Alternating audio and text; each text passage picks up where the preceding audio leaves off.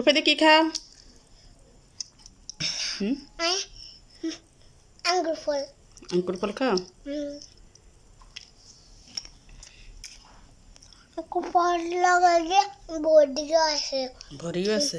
হ্যাঁ, মাথাও আছে। তাই? তোমার কোনটা পছন্দ বেশি? বেশি আঙ্গুর ফল এটা পছন্দ। আঙ্কুর ফল পছন্দ বেশি? বেশি এটাও পছন্দ। তাই? এটাও পছন্দ। তাই?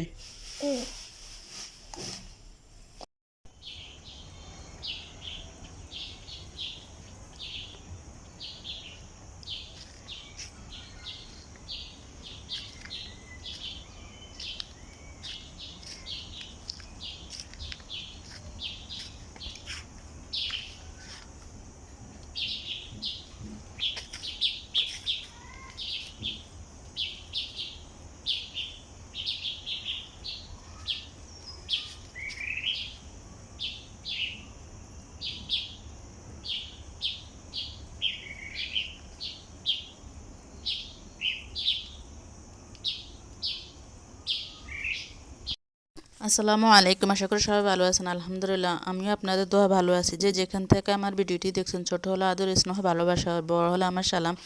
আমি আপনাদের মাঝে নতুন একটি ভিডিও নিয়ে হাজির হলাম। আমার ভিডিওটি কি তা পুরো ভিডিও জুড়ে আমার সঙ্গে থাকুন, দেখতে থাকুন, কেউ স্কিপ করে আমার ভিডিওটি দেখবেন না। আজকে আমি আপনাদের মাঝে শেয়ার করব আগের দিনে কীভাবে আমাদের মা চাষিরা মাটির চুলায় আগুনে পুড়িয়ে কীভাবে আলুর ভর্তা করতো, তা আমি আপনাদের মাঝে আজকে শেয়ার করব। দেখুন আমার ভাত রান্না শেষ। এখন আমি ওই চুলা থেকে কয়লা নিয়ে এখন আমি মরিচটাও পুড়ে নেব। যেহেতু আমি আলু পোড়া দিয়ে ভর্তা করব, তাই আমি মরিচটাও পুড়ে নেব। দেখুন আমি কীভাবে মরিচটা পুড়ে নিয়ে নিতেছি।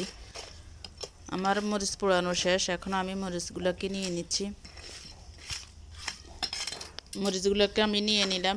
আর এই দিক দিয়ে আমি চুলার থেকে এখন আলুগুলো উঠিয়ে নিয়ে নেব।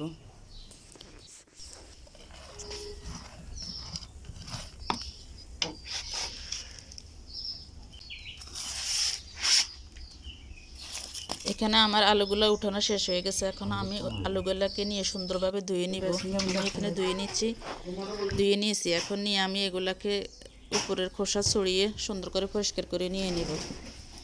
তা আমি এখন নিয়ে নিতেছি। আর এই দিক দিয়ে আলু, আমার বড় মেয়ে বলতেছে তার থেকে নাকি খুব মজা লাগতেছে, সে অনেকগুলো খেয়ে নিছে। আর বাকি যেগুলো আছে এখন এগুলা দিয়ে আমি ভর্তাটা তৈরি করব। তো আমার এই ভর্তার জন্য লাগবে ধনিয়া পাতা, পেঁয়াজ কুচা, শুকনো মরিচ, পোড়া শুকনো মরিচ। যেহেতু আমি এটা একদম আমাদের আগের মা চাষিরা যেভাবে তৈরি করতে, এইভাবে গ্রামের মানুষরা এইভাবে তৈরি করে খায়। তো আমি এখন এই শুকনো মরিচগুলো আলুর সাথে ভালো করে একদম মিশিয়ে নিব। একদম আঙ্গুল দিয়ে চটকে চটকে আমি এখন আলুর সাথে ভালো করে মিশিয়ে নিব এই শুকনো মরিচগুলো।